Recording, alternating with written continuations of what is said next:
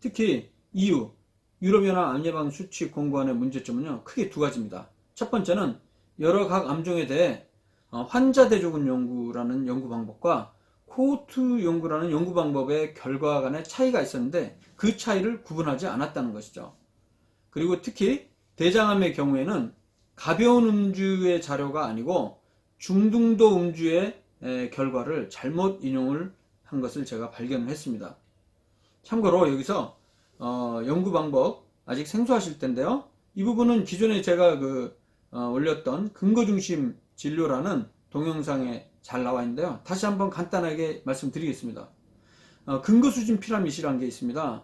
우리가 어떤 질병이 발생하는 원인의 인과관계라든가 아니면 어떤 질병을 치료하는데 어떤 새로운 치료법이 효과가 있냐 없냐 확인할 수 있는 가장 과학적인 근거라는 것은 바로 연구를 통해서 확인을 해야 되는데요. 이 연구는 여러 가지 연구 방법이 있고 연구 방법마다 근거 수준이 저마다 있다는 것이죠. 그래서 가장 낮은 근거 수준은 바로 실험실 연구가 있고요. 생명체를 대상으로 한 게 아니라는 거죠. 그 다음에 이제 동물을 대상으로 한 동물 실험 연구가 있습니다. 그리고 그 위에 사람을 대상으로 한 연구 방법들이 있는데요. 바로 환자 직내 보고, 한 환자에 대한 보고요. 그 다음에 이제 환자 여러 명을 보는 게 환자군 연구가 있고, 그리고 이제 관찰 연구 방법으로 단면 연구, 환자 대조군 연구, 코호트 연구 이런 방법들이 있습니다. 뭐 굉장히 복잡하긴 합니다만 여기서 가장 핵심은 바로 이겁니다. 예를 들어서 술과 암에 대해서 술이 진짜 암을 일으키는지 확인하는 연구 방법을 본다면 임상시험, 사람을 대상으로 해서 임상시험을 하기는 사실 쉽지 않죠. 어느 한쪽 그룹은 술을 못 마시게 하고 어느 한쪽 그룹은 매일매일 술 마시게 해서 뭐 10년 후에 암 발생을 비교한다는 거. 이건 윤리적으로도 현실적으로도 불가능한 거죠. 그래서 사용하는 연구 방법이라는 게 바로 관찰 연구인데요. 특히 이제 환자 대조군 연구라는 방법과 코호트 연구라는 방법을 많이 이용을 합니다. 환자 대조군 연구라는 거는 예를 들어서 위암 환자 100명을 있다고 치면 위암이 없는 정상인 대조군 100명을 또 뽑아갖고 각 그룹에서 평상시의 음주율을 조사해서 비교를 하면 그것이 바로 음주가 그 암에 영향을 미치는지 간접적으로 알 수 있는 것이죠. 근데 이런 연구 방법은 제한점이 있기 때문에 보다 더 근거 수준이 높은, 그래서 신뢰성이 높은 방법이 바로 코호트 연구입니다. 코호트 연구라는 거는, 코호트란 말은 공통된 특징을 갖고 있는 사람들의 집단을 가리킵니다.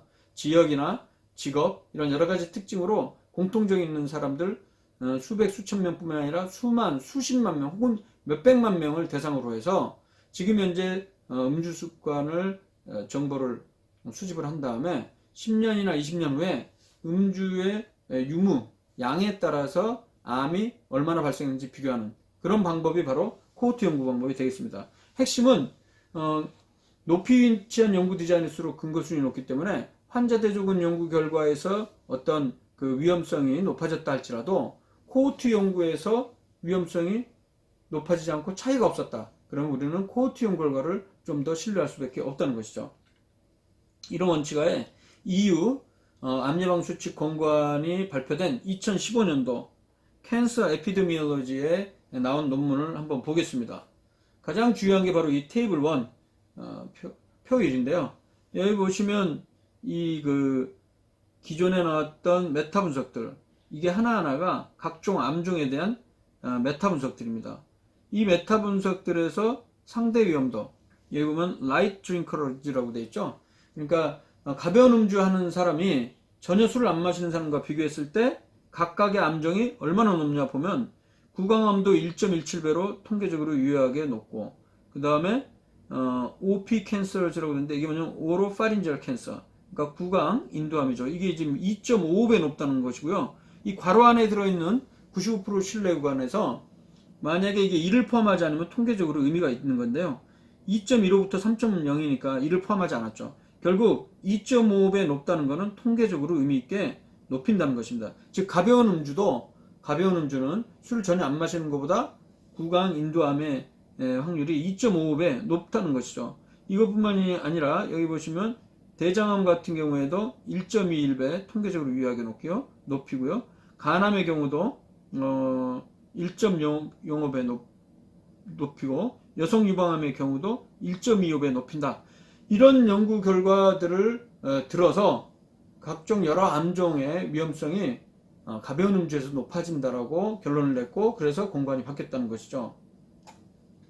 그런데 제가 이 논문들의 그 개별 논문을 한번 찾아 들어가 봤습니다. 특히 투라티 등의 구강인도암에 대한 논문 2.5배 높다는 거예요.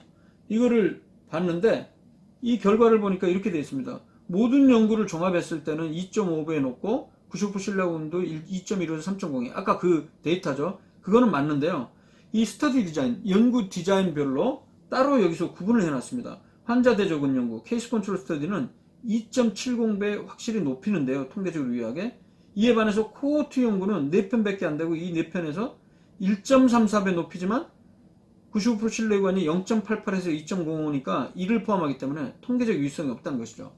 즉, 이 투라티의 논문에 의하면 환자 대조군 연구에서는 가벼운 음주가 그 구강 인도암의 위험성을 높이지만 코호트 연구에서는 오히려 통계적 유의성이 없기 때문에 결론적으로는 코호트 연구가 좀 더 근거 수준이 높기 때문에 가벼운 음주가 구강 인도암의 위험성을 높인다고 볼 수 없다라고 해석을 해야 된다는 것이죠. 그리고 또 하나 인용 오류가 있었다고 그랬죠. 여기 보시면 결장 직장암인데요. 콜로렉탈 캔서.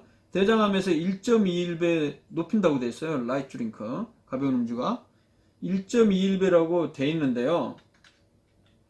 실제 이 논문 포티코 대장암 메타 분석을 보면 이렇게 되어 있습니다. 1.21배에 해당하는 것은 moderate vs non-alcohol이니까 뭐냐면 중등도의 음주입니다. 실제 가벼운 음주는 요 아래 이 옆에 있는 겁니다. 보시면 상대 위험도가 1.00이니까 두 군 간에 차이가 없다는 것. 즉 술을 전혀 안 먹는 사람이나 가벼운 음주 간에 대장암의 발생 위험이 1.00이니까 차이가 없다는 것이죠. 99% 신뢰구간도 이를 포함하기 때문에 어쨌든 이 둘 사이에 관련성이 없다는 것이거든요. 그 다음에 이제 바그나르디 등의 메타 분석의 문제점을 보면요. 여기도 비슷한 문제점이 발견이 됐습니다. 여기 보시면 바그나르디 2013년 논문이 220편의 기존에 나왔던 연구 결과를 종합했는데요. 이 연구 결과 가벼운 음주 하루 1표준 잔, 한 잔에도 암 발생 위험이 구강인도암은 17%, 식도암은 30%, 유방암은 5% 증가한다고 했죠. 여기 보시면 마찬가지로 연구 디자인별 코호트 연구와 환자 대조군 연구 결과를 따로따로 분석을 해보면요.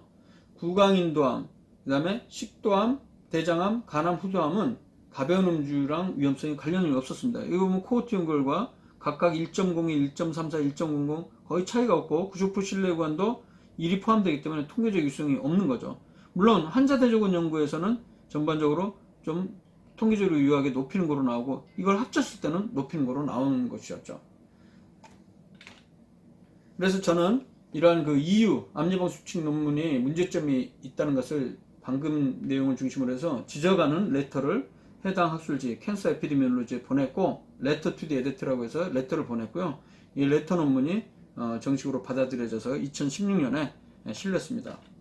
그리고 그 뒤로 거의 한 1년 지나서 이후에 암예방 수칙 논문의 수정본이 제 레터 지적대로 수정이 되어서 재출판이 됐습니다. 근데 안타깝게도 데이터는 수정됐지만 그냥 개정된 수칙 한두 잔의 술을 피하기 이거는 변화가 없었습니다. 그리고 바그나르디 등 논문의 문제점도 제가 지적해서 레터를 보냈습니다. 그래서 이와 같이 출판이 됐고요. 그래서 제가 이러한 가벼운 음주 암에 대한 문제를 정말 제대로 해석을 하는 메타 분석이 필요하다는 생각에 작업을 거쳐서 논문을 메타 분석을 썼습니다. 그래서 결국에 2017년 Cancer Research and Treatment라고 우리나라에서 발행하는 대한암학회에서 발행하는 국제학술지 SCI급 학술지에 발표를 했죠. 제가 교신저자로 참여했고 그 당시 전임의 펠로우로 근무를 했던 최윤정 전문의가 일제자로 참여를 했습니다. 그래서 이 논문으로 인해서 일단 어느 정도 인용이 많이 됐는지 이번 주 금요일 날 대한암학회에서 주최하는 학술대회에서 그 학술상을 받기로 했습니다. 그래서 이 연구 결과를 종합해 보면요. 저희는 60개 코호트 연구만 분석했습니다. 그래서 메타 분석을 했더니 1표준 잔의 가벼운 음주는 전반적인 암정에 있어서는 암의 위험성을 높이지는 않았습니다. 다만 여성의 유방암은 9% 정도 약간 높이고 남성 대장암도 역시 6% 약간 높였습니다. 반면에 폐암은 9% 낮추는 것으로 나왔습니다. 결론적으로 적정 음주는 관상동맥 질환 및 사망률을 낮춘다는 기존의 메타 분석과 여러 가지 연구 결과에 근거하에 새로 개정된 이런 암 예방 수칙이 기존 메타 분석 연구 결과를 잘못 해석함으로 기인해 이 하루 한두 잔의 소량 음주도 피하기로 바뀌었는데요.